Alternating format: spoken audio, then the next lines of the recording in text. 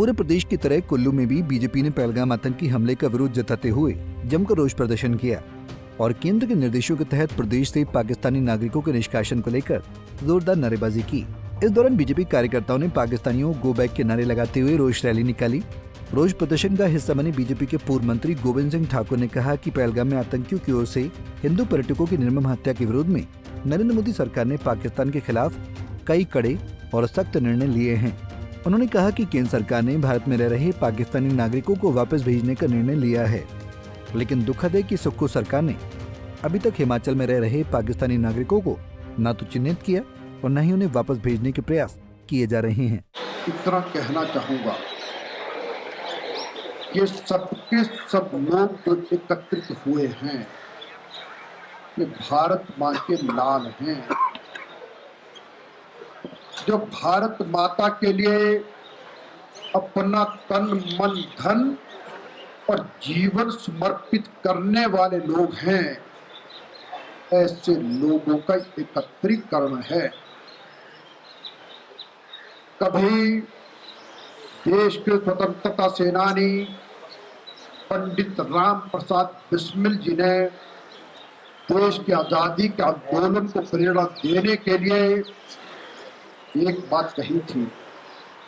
उन्होंने कहा, सरफरोशी की तमन्ना अब हमारे दिल में है, सरफरोशी की तमन्ना अब हमारे दिल में है, देखना है जोर कितना बाजुए कातिल में है।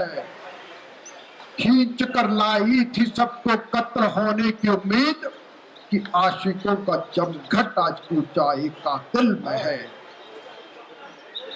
और इसलिए हम कहते हैं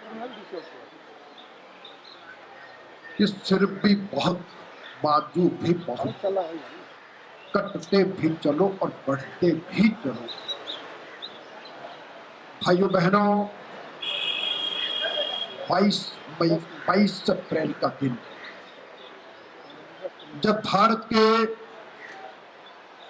पर्यटक विभिन्न प्रांतों से जम्मू कश्मीर के पहलगाम में वेस्टर्न घाटी में प्रकृति का आनंद ले रहे थे।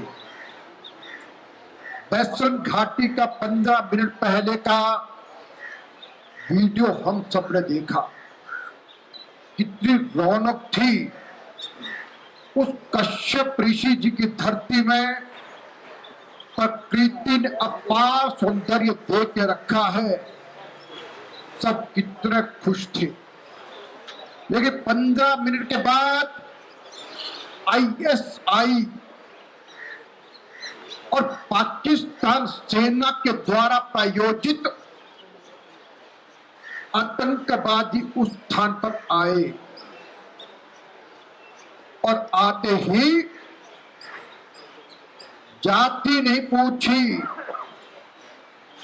और कुछ नहीं पूछा, धर्म पूछ कर 27 पर्यटकों की नृशंस हत्या कर दी।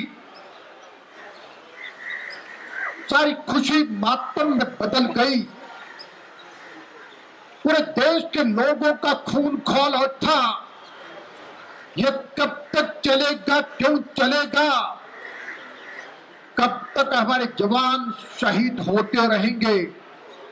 कब तक निर्दोष लोगों का खून बहता रहेगा? ये प्रश्न सबके सामने। और उस समय भारत के प्रधानमंत्री नरेंद्र मोदी जी सऊदी अरब के टूर पर गए थे। तुरंत भारत के प्रधानमंत्री जी ने गृह मंत्री अमित शाह जी को कहा, तुरंत कश्मीर जाकर के सारी स्थिति को संभाले और अपना प्रोग्राम कैंसिल करके तुरंत भारत लौट आए।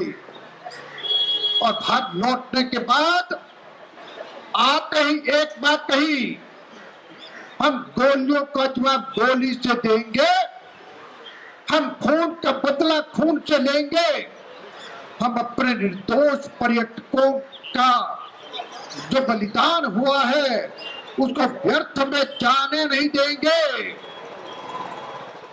और जहां तक सेना की कार्रवाई है उसके साथ साथ ये कहा हम डिप्लोमेटिक तरीके से भी पाकिस्तान को दुनिया में अलग थलग कर देंगे और पाकिस्तान दुनिया में भीख का कटोरा लेकर के जाता है और पाकिस्तान को कोई भीख भी नहीं देंगे, ऐसी हालत पाकिस्तान की कर देंगे।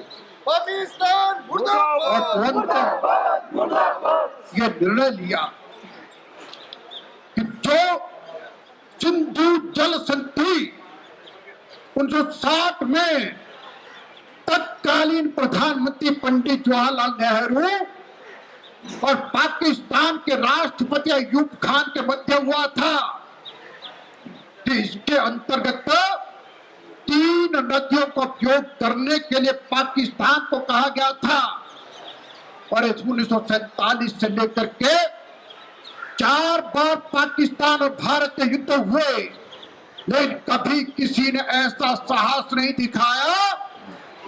जब भारत के प्रधानमंत्री नरेंद्र मोदी जी ने कहा हम सिंधु जल संधि समझौते को रद्द करते हैं, पाकिस्तान बिलबिला उठा और आज पाकिस्तान जगह जगह कहता है कि बूंद बूंद पानी को तरसना पड़ेगा और भारत ने कहा अपनी नदियों के पानी को रोकने का काम हम करेंगे।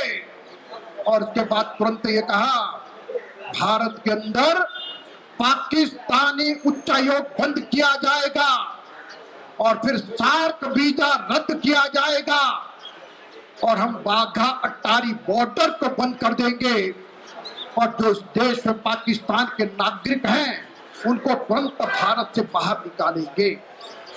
भाइयों बहनों, 25 अप्रैल 2025 को भारत सरकार के गृह मंत्रालय ने एक अधिसूचना जारी की जिसको कहा कि आदेश संख्या ऑर्डर नंबर 25/28/2025 के अंतर्गत विदेशी अधिनियम की धारा 1946 के 3(1) के अंतर्गत जो भारतीय संविधान के द्वारा प्रदत्त शक्तियों का उपयोग करते हुए भारत में रहने वाले पाकिस्तानी नागरिकों का वीजा तुरंत रद्द किया जाए, ये आदेश करके ये पूरे देश की सभी प्रांत सरकारों को भेजा।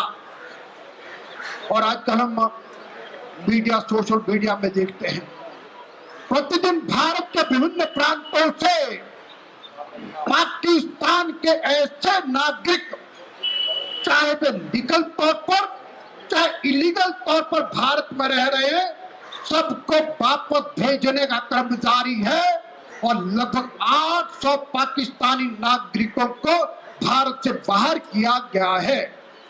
लेकिन एक बात देखने में आई, इतने दिन बीतने के बाद जब भारत सरकार के गृह मंत्रालय ने यह कह दिया, और उसके बाद इतने दिन बीतने पर भी हिमाचल प्रदेश के मुख्यमंत्री सुखविंदर सिंह सुक्खू जी और कांग्रेस पार्टी की सरकार में हिमाचल प्रदेश में रहने वाले ऐसे लीगल और इलीगल लोगों को निकालने के बारे में कोई प्रक्रिया भी प्रारंभ नहीं की है।